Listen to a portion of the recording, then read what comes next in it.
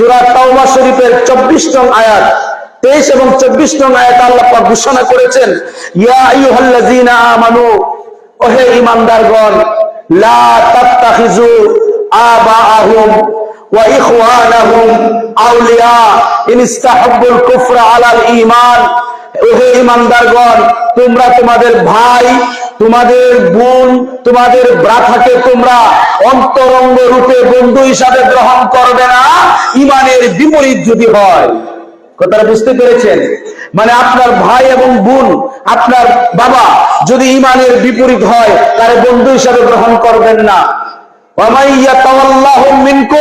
যদি তারা তোমাদের ভাই অথবা বোন অথবা নিজের স্ত্রী অথবা নিজের মা অথবা নিজের বাবা যদি বেঈমান হয়, নবী বিদ্বেষী হয়, আর তাদের সাথে যদি প্রেম করেন, তাদের সাথে যদি সম্পর্ক রাখেন, আল্লাহ পাক বলেছেন ফাউলাইকা হুমুজ জালিমুন, তাহলে তারা হচ্ছে জালেম, তারা হচ্ছে জালেম। কারণ হে আমার হাবিব, আপনি বলুন যে আপনার সাথে সম্পর্কের চাইতে আর কোনো কিছু এত জরুরি হইতে পারে? বলেন সুবহানাল্লাহ। এবার আপনি আমাকে বলেন, আপনারা প্রিয় নবী থেকে আমাদের আর কারোর সাথে সম্পর্ক জরুরি না? বলে দলিল, এই কথা যখন প্রিয় কোরআনের আয়াত যখন নাজিল হইল, তারা বলতেছে যে আল্লাহ রাসূল আপনি কি বলছেন, বদরের যুদ্ধ আমরা করব, তো এই যুদ্ধের সময় তো আমার ভাইয়ের বিরুদ্ধে তরবারি উঠাতে হবে। হযরতে সাইয়েদনা আবু বকর রাদিয়াল্লাহু তাআলা বলেন, ইয়া রাসূলুল্লাহ, আমার ছেলে আব্দুর রহমান, আমি তো তার বিরুদ্ধে যুদ্ধ করেছি। তারপরে মা আয়েশা রাদিয়াল্লাহু তাআলা বলছেন, ইয়া রাসূলুল্লাহ, আমার আপন ভাইয়ের বিরুদ্ধে তো আমি যুদ্ধ করেছি। এইভাবে আপন ভাইয়ের বিরুদ্ধে, বাবার বিরুদ্ধে সন্তান, সন্তানের বিরুদ্ধে বাবা, এই কথা যখন সাহাবা কেরাম বলাবলি করছে, এটা কিভাবে সম্ভব যে আমরা সম্পর্ক নষ্ট করে দেব? তখন আল্লাহ রাব্বুল আলামিন দেড় আয়াতে কারিমা নাযিল করে দিলেন। আল্লাহ পাক বলেন, কুল ইন আবাউকুম ওয়া আবনাউকুম ওয়া ইখওয়ানাকুম ওয়া আজওয়াজুকুম ওয়া আশীরাতুকুম ওয়া আমওয়ালুন ইকতারাফতুমুহা ওয়া তিজারাতুন তাখশাউনাহা ওয়া কাসাদা মাসাকিনু তারদাউনাহা আহাব্বা ইলাইকুম মিনাল্লাহি ওয়া রাসূল। বলেন সুবহানাল্লাহ।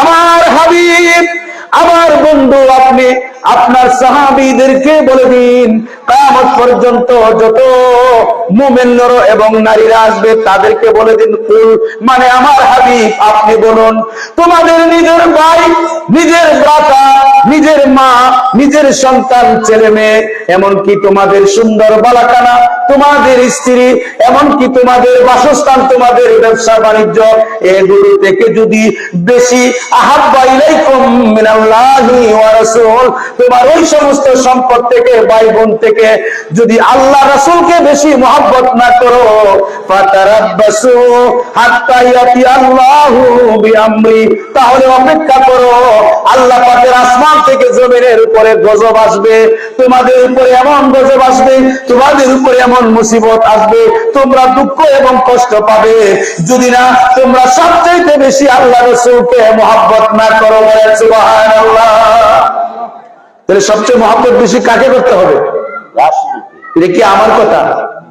আপনি সূরা তাওবা এখন খুলে দেখেন, সূরা তাওবার 24 নং আয়াতে আল্লাহ পাক বলেছেন, ফাতারাব্বাসু, you should wait, I will send গজব, I will send my punishment on you। আল্লাহ বলছেন যে তোমরা অপেক্ষা করো, আমার গজব, আমার পানিশমেন্ট তোমাদের উপরে আমি নিপতিত করব। কেন করব? কারণ আমার বন্ধুকে, আমার রাসূলকে তোমরা আনকন্ডিশনাল ভাবে কোনো প্রশ্ন ছাড়া ভালোবাসো না। আর যদি ভালোবাসো তাহলে তোমাদের জন্য কি হবে? ওয়া ইউদখিলুহু জান্নাতিন তাজরি মিন তাহতিহাল আনহার খালিদিনা ফিহা, তোমাদের জন্য জান্নাত আল্লাহ পাক দান করবেন, জান্নাতের নহর সমূহ দান করবেন। সুবহানাল্লাহ বলেন। চিরস্থায়ী ভাবে জান্নাতের নহর আল্লাহ তোমাদের জন্য দান করে দিবেন। আমার উম্মতেরা শুনে রাখো, যদি আমি প্রিয় নবীর উপরে তোমরা খুব সন্তুষ্ট থাকো, আমাকে যদি তোমাদের ভাই বোন, তোমাদের সন্তান সন্ততি থেকে আমি রাসূলকে যদি বেশি ভালোবাসো, তাহলে তোমরা সাক্ষী থাকো, কিয়ামতের ময়দানে আমি তোমাদের জন্য শাফায়াত করব। বলেন সুবহানাল্লাহ। আচ্ছা বলেন তো, বদরের যুদ্ধের সাহাবীরা বলে ফেললেন, ইয়া রাসূলুল্লাহ, আমি তো আমার মার বিরুদ্ধে কেমনে যাব, বাবার বিরুদ্ধে কেমনে যাব? তারা তো আমার রক্তের সম্পর্ক। তখন আল্লাহ পাক কোরআনের আয়াত নাযিল করে দিলেন, হে ঈমানদারগণেরা, যদি ঈমানের মোকাবেলায় তোমার পৃথিবীর সবাই যদি থাকে, তাদের বিরুদ্ধে তোমাকে যেতে হবে। সুবহানাল্লাহ বলেন না? কিসের মোকাবেলা?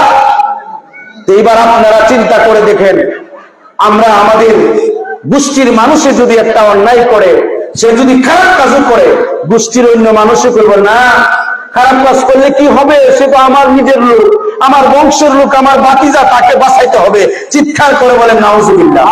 এটা জাহিলিয়াতের শিক্ষা, এটা গোষ্ঠীবাদী শিক্ষা।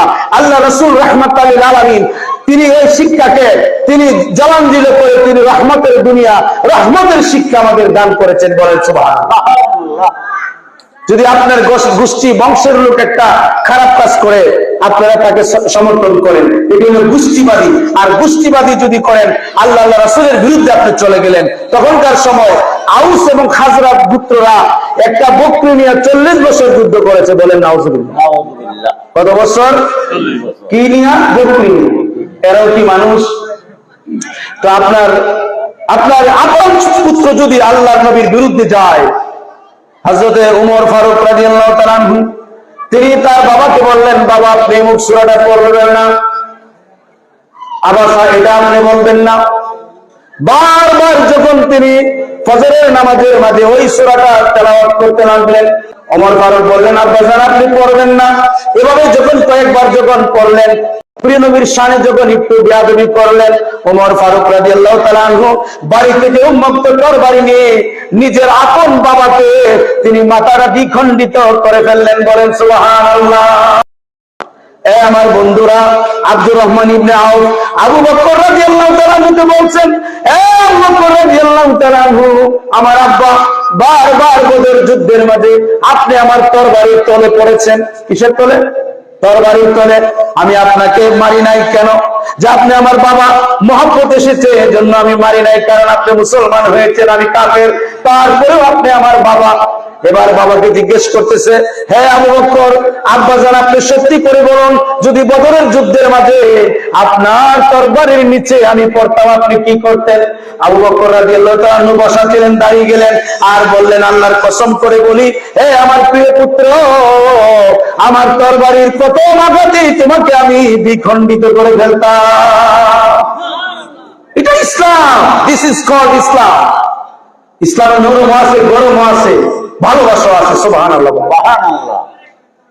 আশিদ্দাউ আলাল কুফার, যারা কাফের, নবী বিদ্বেষী, তাদের উপরে আল্লাহর নবীর সাহাবীগণ আশিদ্দা ছিলেন।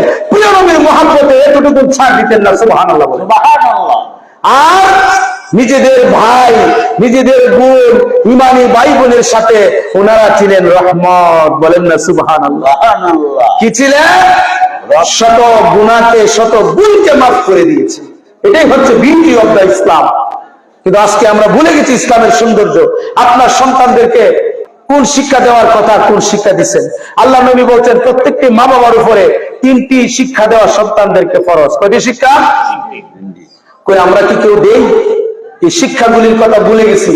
মাহফিলে এসে আপনারা আসেন, বক্তার সুরেলা কণ্ঠ শুনতেন, ও ওয়াজ করছে, একেবারে ভালো করে ওয়াজ করছে, সুর কি কইছে আপনি বুঝেন না, হেও বুঝেন না, ঠিক না?